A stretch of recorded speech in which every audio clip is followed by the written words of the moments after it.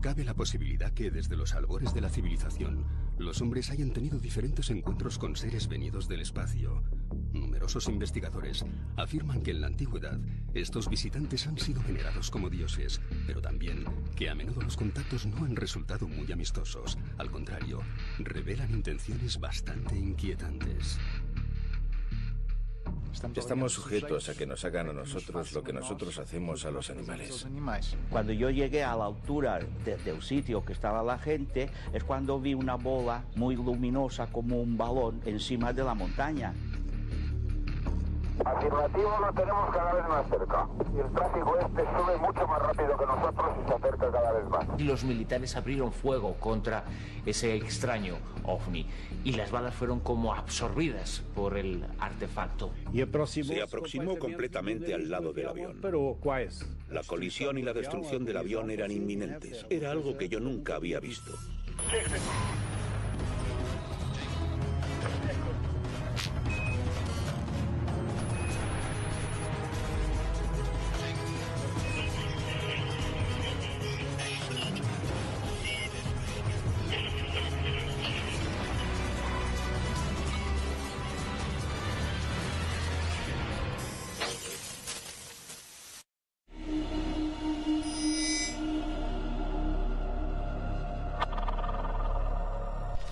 La posibilidad de entablar contacto con una inteligencia que procede de otro planeta es seguramente el gran anhelo del ser humano.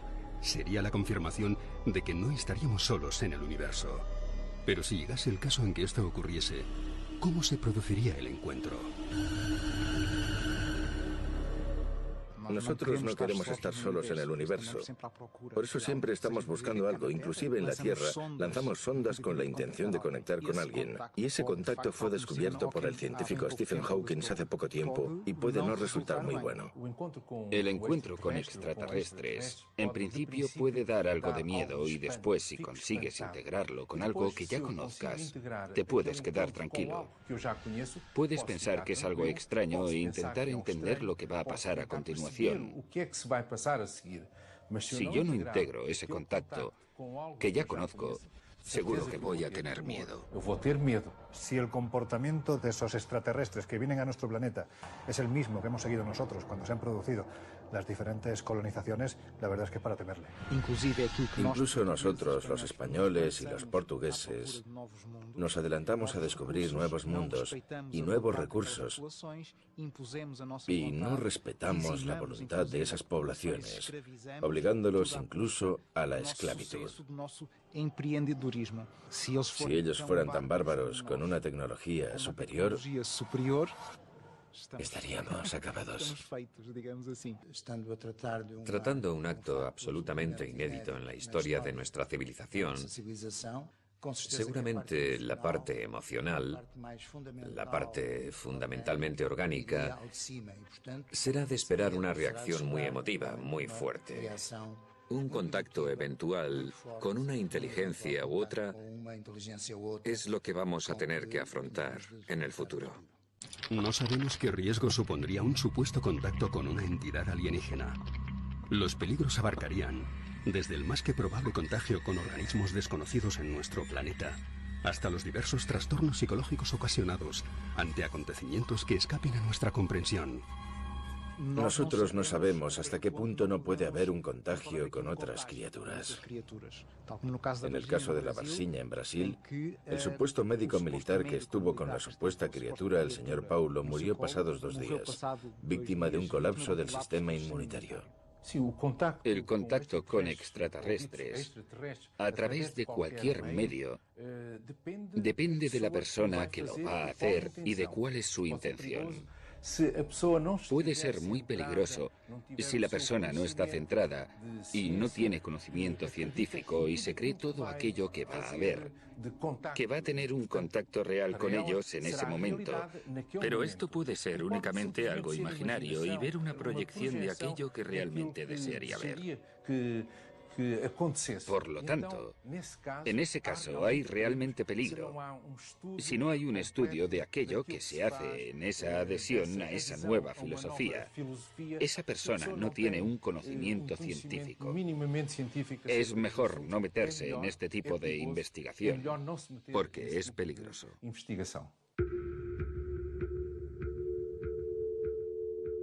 En el mes de junio de 1972, Joan Turo Vallès y José Félix Rodríguez Montero protagonizaron un suceso que todavía hoy sigue sin explicación. Por lo que sabemos, estaban convencidos de que habían conseguido contactar con seres del planeta Júpiter y creían saber la forma de poder reunirse con ellos.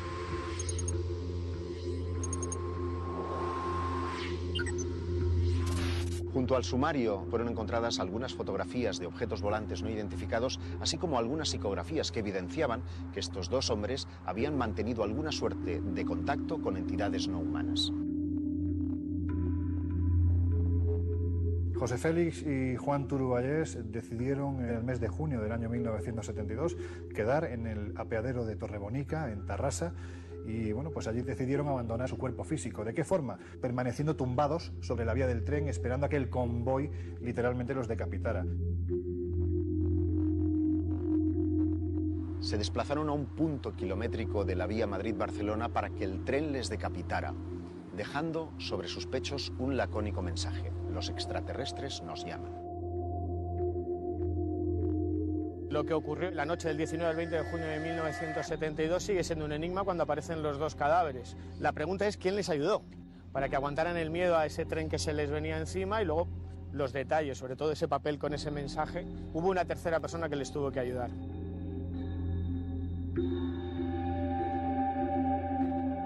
Parto de la idea de que el instinto de supervivencia haría que en el momento en el que tú intuyes la vibración del raíl, la aproximación del tren, el aviso luminoso, el aviso sonoro también del propio tren, entiendo que ese instinto de supervivencia haría que cualquiera de nosotros en ese último instante saltara, se desplazara, no permaneciera quieto. Persisten todavía más sombras que luces en este extraño suceso, que es el primer suicidio ritual acontecido en la península ibérica. Un suicidio que trajo consigo una larga polémica que se relacionaba con los hombres de negro, que se relacionaba con el querer silenciar a los ufólogos que incursionaban en el misterio de los ovnis. Pero nunca sabremos realmente si alcanzaron su objetivo, si ellos fueron, como pretendían, viajando hasta Júpiter. Quizás en una mente muy joven como la de Joan Turo Vallès, José Félix Rodríguez Montero influyó lo suficiente para en un momento determinado convencerlo de que el suicidio era el único paso para poder acceder a un contacto real. Pero estoy convencido igualmente que en el último instante Joan Turo Vallès decidió apartarse de esa vida, o lo hubiera decidido de no ser porque en un momento determinado José Félix Rodríguez Montero utilizó algún tipo de elemento para que este joven permaneciera postrado. De hecho, se encontraron algodones en los que había impregnado formol, por lo tanto ese formol se utilizó y sin embargo en el sumario pues prácticamente no se reflejó. Yo creo que la única explicación es que ellos entraron en una vorágine contactil con seres supuestamente de otro planeta, y en el grupo en el que estaban, con una tercera persona, que es la clave de este enigma, decidieron quitarse la vida. ¿Hubo contacto real? En su génesis pudo haber algunas experiencias que a día de hoy no tengan explicación, pero fue un delirio propio de los años 70, con el mundo de los extraterrestres tan en auge en aquella sociedad. Yo creo que cuando uno llega a ese punto, a dar ese último paso, es porque su creencia es verdadera, es absoluta. Por lo menos para ellos, otra cosa es para los demás. Podemos aventurar cuáles serían las intenciones de una civilización extraterrestre que arribase a la Tierra. Si acudiésemos a nuestra historia, diríamos que podrían venir en plan de conquista o exploración. Según los expertos, cualquiera de las dos posibilidades podría encerrar una más que posible amenaza. Un desconocido para nosotros será siempre un factor peligroso, una incógnita, que nos supondrá problemas de autodefensa, de preservación de la propia especie, incluyendo naturalmente la reacción armada, la reacción más emotiva, más emocional que he mencionado antes. Nosotros no sabemos si ellos vienen con una actitud de conquistar o de investigar. Ambas tienen peligro porque un investigador también nos puede hacer creer experiencias que nosotros sabemos bien qué resultado tienen. Y porque un conquistador nos puede querer aniquilar, por eso Ambas situaciones pueden ser una amenaza. Pienso que en este caso nos podríamos colocar en la posición de las culturas amerindias cuando fueron visitadas por el descubridor europeo. La misma perplejidad, el mismo temor, la misma reacción, como si dijésemos a nivel de pánico y de autodefensa. Desde mi punto de vista, ni exploradores ni conquistadores. No creo que los ovnis sean naves de chapa que lleguen a este planeta en una misión exploratoria. Eso es un concepto muy humano. Es otra cosa mucho más compleja. Tiendo a pensar que tiene más que ver con inteligencias de otras dimensiones que de algún modo están interaccionando con los seres humanos desde el principio de los tiempos.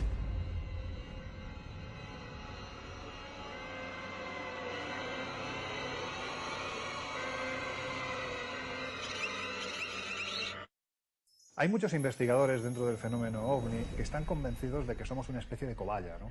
De que realmente esos seres estarían utilizando al ser humano de una forma u otra para ver cómo, bueno, pues respondería ante el encuentro directo con una entidad, con una inteligencia que procede de otro planeta. Que realmente nuestro planeta es una especie de laboratorio y ellos son los médicos que están jugando con los seres humanos que estaríamos en un escalón o varios escalones por debajo de estas inteligencias. Estamos sujetos a que nos hagan a nosotros lo mismo que hacemos nosotros a los animales. Colocar chips, hacer experimentos. Hacemos una serie de barbaridades todos los días, inclusive pisar una hormiga, que para nosotros es totalmente insignificante. Al hacerlo, ni lo sentimos. El 17 de agosto de 1966 fueron encontrados en Morro de Vintem, montaña situada cerca de la ciudad brasileña de Niterói, los cuerpos sin vida de dos jóvenes especialistas en electrónica, conocidos por su afición al fenómeno OVNI. Lo último que sabemos es que después de adquirir varios componentes electrónicos, se dirigieron hacia la cima de la colina. Lo que ocurrió permanece todavía en el misterio. Lo único que sabemos es que sus cadáveres fueron encontrados con unas misteriosas máscaras de plomo que tapaban su visión, como si realmente hubieran mantenido una suerte de contacto con una fuente luminosa o electromagnética de gran potencia. Hay un montón de incógnitas, de enigmas por desvelar. Aparecieron los dos cadáveres sin signos de violencia, vestidos, llevaban dinero, un cuaderno con unos símbolos extraños grabados. Se especuló con su relación con la pasión o el mundo de los ovnis. El caso Niterói es francamente extraño y hay investigadores que apuntan a la posibilidad de que podría tratarse de un incidente de agresión ovni con muerte de los testigos. Por la autopsia conocemos la hora de la muerte y coincide con el avistamiento de un objeto no identificado que varios lugareños, ellos agricultores, localizaron en la región de Morro de Vitem. Es verdaderamente inquietante. Hay un hecho que conecta directamente el asunto de las muertes de Morro de Vitem con el asunto OVNI, y es el diario que Miguel Pereira deja en este escrito de este suceso. Dos mensajes que dicen: 16:30, tomamos pastillas; 18:30, contacto.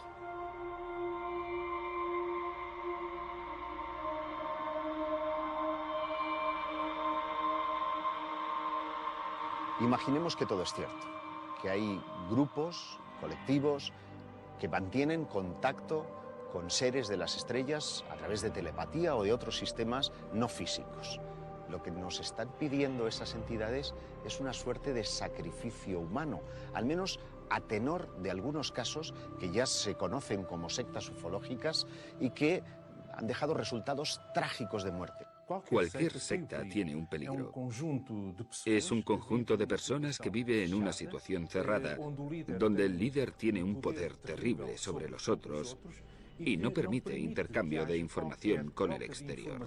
Yo diría que en cualquier secta es un peligro entrar, sea de tipo político, religioso o de creencias extraterrestres.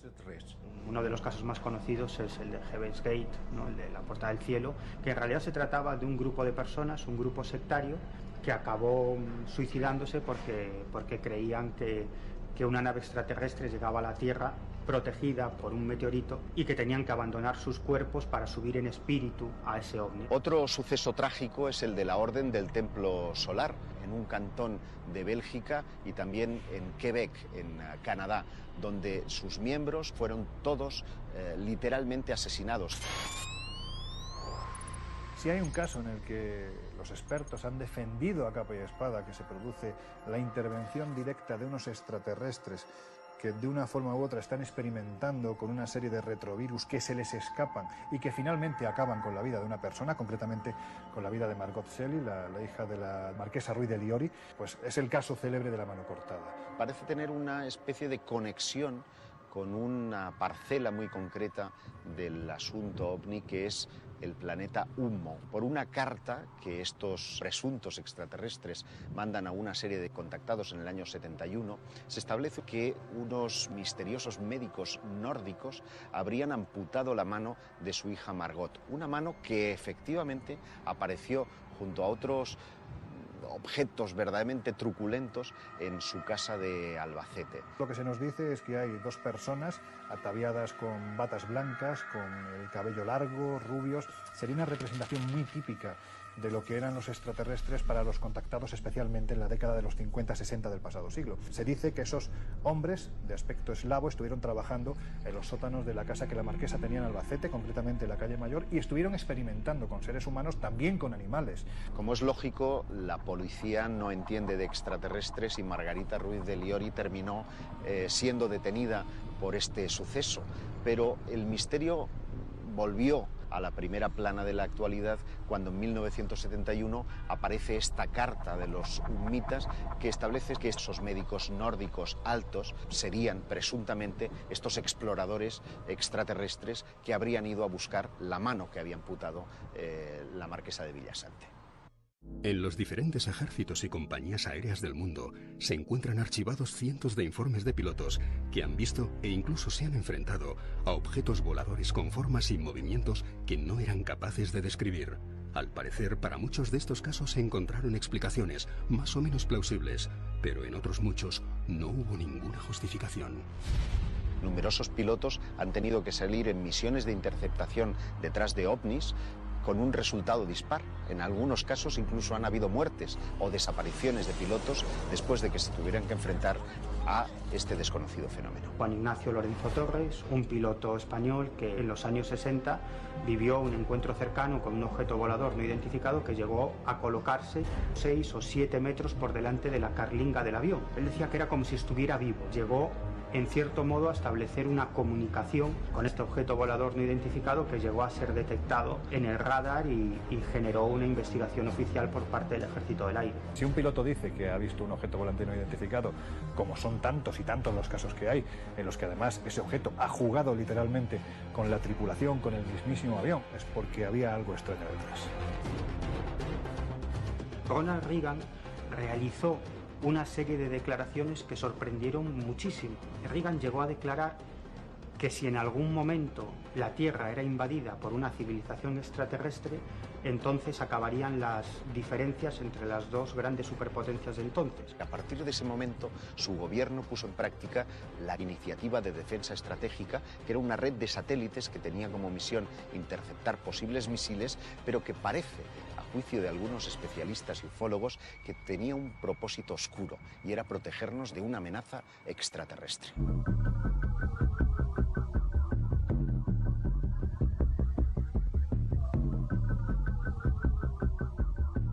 Al final de la Segunda Guerra Mundial, incluso en los países escandinavos se dieron una serie de avistamientos de objetos voladores con una serie de características increíbles que ni siquiera fueron denominados como ovnis porque no existía esa palabra, eran conocidos como cohetes fantasma.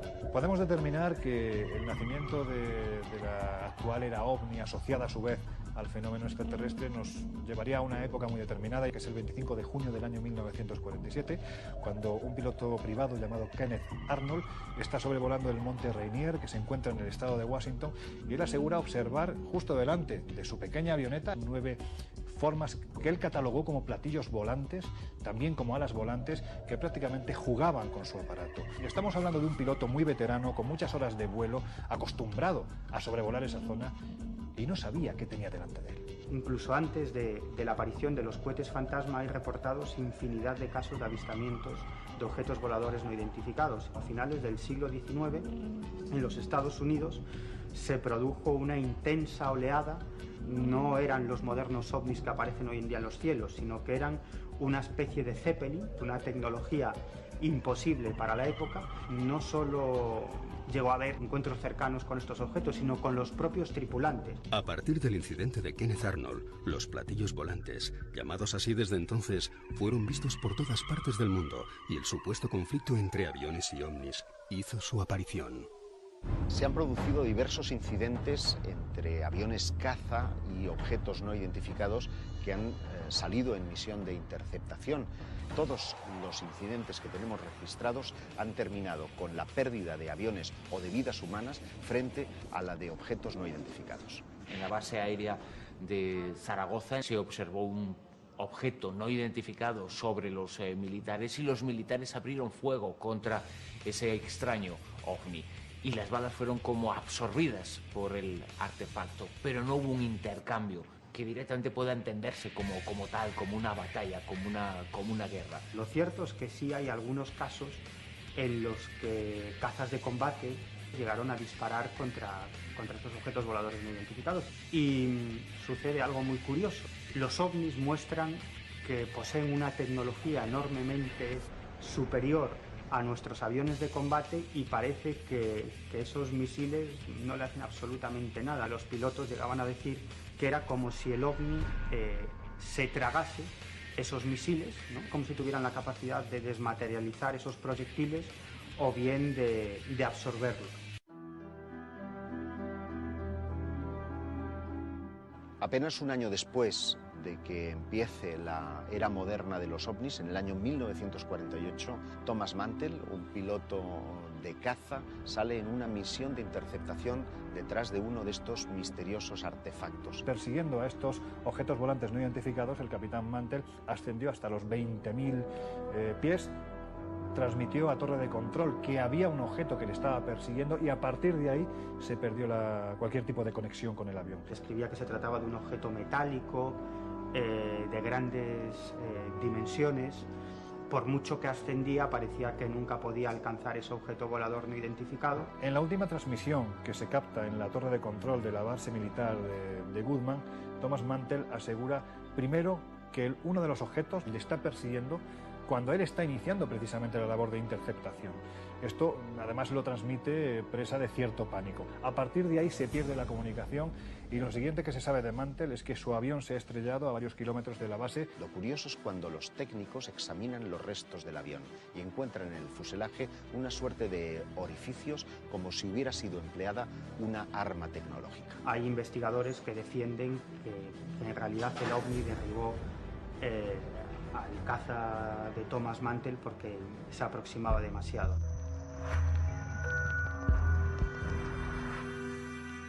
En 1957, durante un vuelo de instrucción nocturna, el capitán Lemos Ferreira, acompañado de los 3 miembros de su tripulación, observaron que lo que al principio parecía ser un planeta se convirtió en un objeto luminoso de grandes dimensiones que permaneció inmóvil delante de su aeronave. Tenemos aquí 4 personas cualificadas con una alta capacidad para el vuelo nocturno que se enfrentaron a un fenómeno luminoso que creció y aumentó su dimensión y causó perplejidad contra la naturaleza, contra su origen y que también llegó a poner en riesgo la propia vida de los 4 pilotos que se encontraron. Ese objeto alteró su forma. Por lo tanto, de una pequeña esfera pasó a ser algo parecido a un dedo doblado con un color como el hierro incandescente, como un rojo vivo incandescente. Y de dentro de ese objeto salieron 3 pequeñas esferas que rodeaban el pequeño objeto.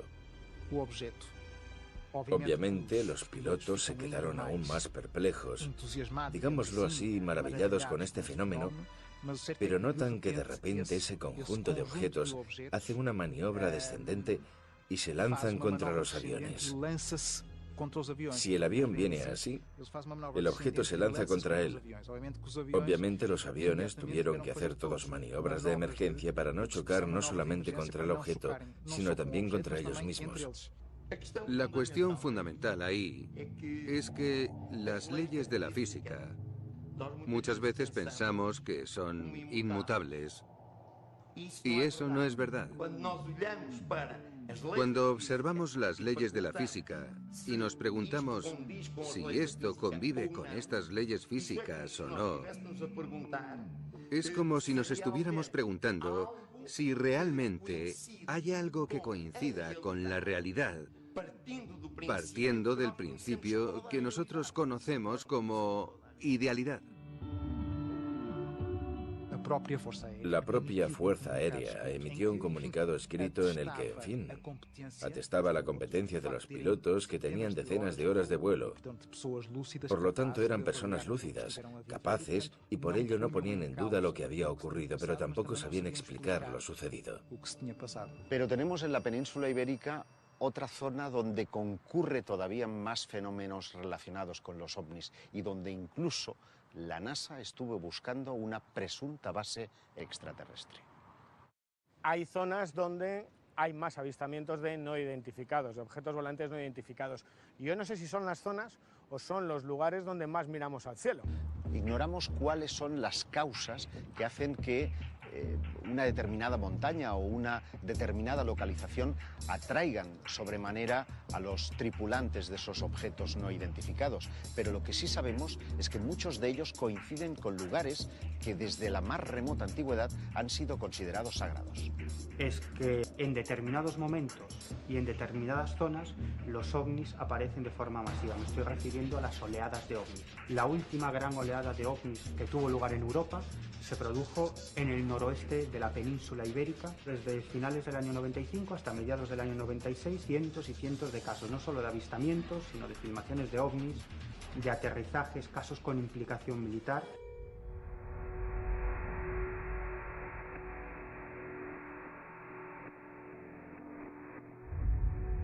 En la península ibérica existe una zona concreta donde se producen un gran número de casos relacionados con el fenómeno ovni. Es el llamado Triángulo del Silencio, que se encuentra entre la desembocadura del Ebro y la isla de Esvedra. A partir del año 1976 se empiezan a recoger una serie de testimonios, primero por parte de submarinistas que acuden a la zona y que referencian cómo debajo de las aguas están observando unas luces muy extrañas. También se habla de golpes muy fuertes, sonidos muy extraños. Es un área parecida a lo que ocurre en el Triángulo de las Bermudas, donde tienen lugar avistamientos de ovni de una forma muy frecuente, de objetos submarinos no identificados que emergen del mar y que son avistadas por pescadores, y también de misteriosas desapariciones. Hay un campo magnético muy fuerte aquí en Baleares. Sóller hace unos años era el pueblo de España que más radioactividad tenía. La Sierra de Tramontana tiene una composición de hierro, o sea, es prácticamente todo hierro, y el fondo de la isla es cuarzo. A lo mejor esto sí tiene una frecuencia vibratoria que atrae o facilita este tipo de manifestaciones. Quizás dentro del fenómeno OVNI hay una ramificación mucho más extraña todavía, que es el conocido como fenómeno OSNI, objetos submarinos no identificados. Porque sí es cierto que son muchos los testimonios, no de ahora, sino podemos remontarnos cientos de años atrás. Hay crónicas en las que se referencia precisamente cómo esos objetos luminosos no solo salen de las aguas, sino que incluso en ocasiones llegan a introducirse las mismas, lo que ha dado pie a que sean muchos los testigos, también los investigadores, que piensen que debajo del agua puede haber bases supuestamente extraterrestres. Aquí en Mallorca, en esta zona también, periódicamente se escuchan unos ruidos en las profundidades del mar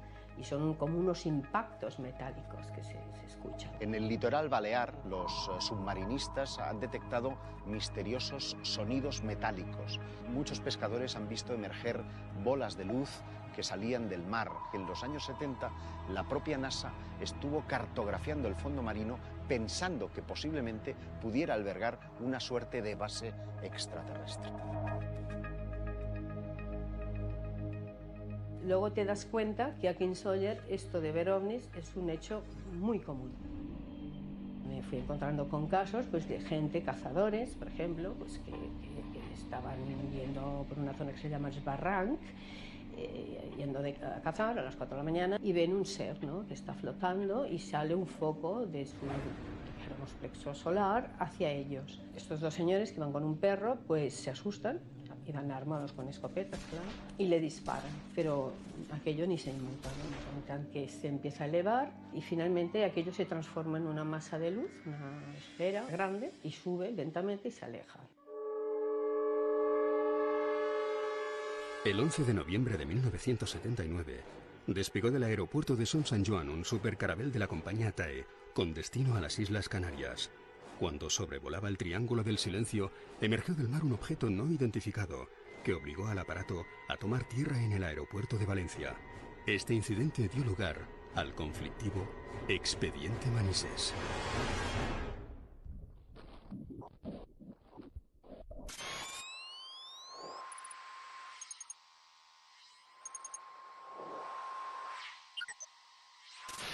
Un avión, un supercarabel de la compañía TAE, es obligado a realizar un aterrizaje de emergencia en el aeropuerto militar de Manises, en Valencia, porque algo extraño, un objeto volante no identificado de gran tamaño, de color rojizo, que además es fotografiado desde tierra y visto por decenas de personas, está jugando literalmente con ese avión que, como te digo, es obligado a aterrizar. Hay testigos que te dicen que ya unas horas previas ya habían visto algo, o sea, esferas, y otros pues que vieron lo que Pep Climent vio al salir del cine. Cuando salimos del cine toda la gente se iba hacia el mercado y nosotros no sabíamos qué era porque toda la gente corría hacia aquel sitio. Cuando yo llegué a la altura del sitio que estaba la gente es cuando vi una bola muy luminosa como un balón encima de la montaña.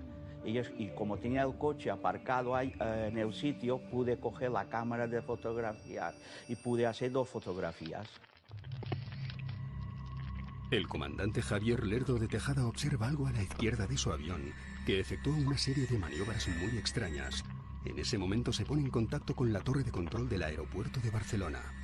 Tenemos 3 señales de luces rojas, como a unas 3 millas a las 10 de nuestra posición. Aproximadamente a la misma altura. A las 10 de la posición, a unas 3 millas a la izquierda de su posición ahora. Afirmativo. Y 297, ¿me confirman las luces están en el mar o están en el aire? El avión es un tráfico y está aproximadamente a nuestra altura. Ahora estamos librando nosotros 250. Este tráfico andará por entre 23 y 26. Cae 297, ¿me confirman si va en su misma dirección? Afirmativo, lo tenemos cada vez más cerca. He incrementado el rate de ascenso, ahora estoy a través de 280 y el tráfico sube mucho más rápido que nosotros y se acerca cada vez más. 297 recibida. Barcelona, TAE 297, pongo rumbo a Valencia.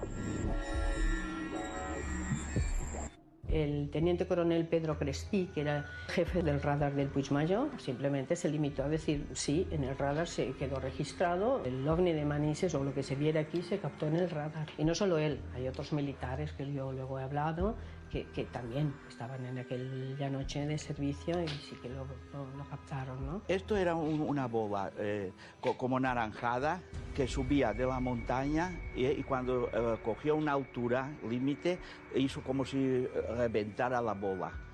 Y usó una claridad muy grande, que es lo que está en la fotografía. Yo solo vi esto, pero cuando vinieron los militares a coger los negativos, el capitán se dio cuenta que habían otros objetos alrededor de la bola. En contraluz miré los negativos y es verdad, parecían como si fueran naves más pequeñitas al lado de la bola más grande. Esto incluso provoca una interpelación parlamentaria, porque hay quien quiere saber, en este caso el parlamentario Fernando Mújica, quería saber qué era lo que había obligado a aquel avión a aterrizar. Testigos, protagonistas de ese encuentro aseguraron que no había explicación, era un artefacto que aparentemente no pertenecía a una tecnología conocida. Tras analizar los diferentes encuentros entre estas supuestas naves y los aviones de las diferentes fuerzas terrestres, surge la pregunta de si estaríamos preparados ante una supuesta agresión extraterrestre. No sé si estamos preparados para repeler un ataque de una eventual civilización más desarrollada técnicamente que nosotros. Las incursiones que se han producido entre pilotos de caza y presuntos ovni siempre han tenido un resultado en favor de nuestros visitantes y no en favor de los pilotos militares. Si en un momento determinado aceptásemos que hay inteligencias extraterrestres que habitan otros planetas, que además tienen la capacidad, la tecnología para recorrer grandes distancias siderales y además para entablar contacto con nosotros, yo creo que si fueran hostiles no estaríamos preparados para nada para repeler algo así, porque estamos hablando de una tecnología, de un avance incluso intelectual que está a años luz de lo que podríamos estar nosotros. En el caso de un posible contacto hostil, yo diría que no estamos preparados. Ellos pueden inclusive hacer o conseguir ingeniería para saber cómo los ovnis funcionan. No creo que haya posibilidades de tener un ataque. Básicamente sería como una escena salida de la Guerra de los Mundos. Aterrador.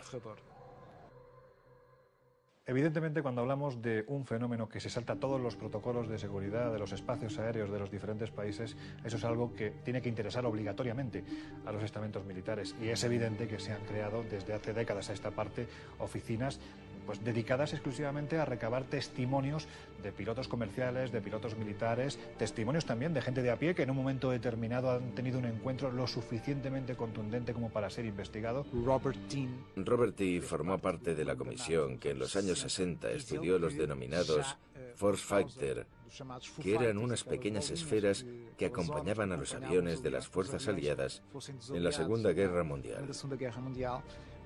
La comisión ya había hecho una estimación o valoración de la posible defensa. Si eso fue en los años 60, estamos en 2014. Con seguridad estarán mucho más avanzados.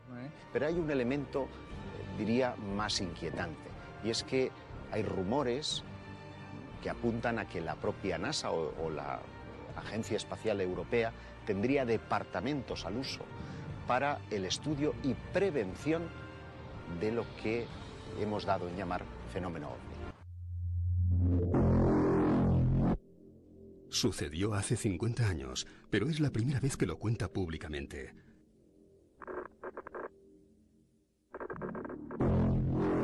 Durante una misión de reconocimiento en el litoral de Angola, el comandante Marques Pereira tuvo un encuentro con un ovni que fue investigado por la Fuerza Aérea Portuguesa. En altura, el comandante capitán Marques Pereira estaba volando con su avión tripulado con más de 7 u 8 tripulantes.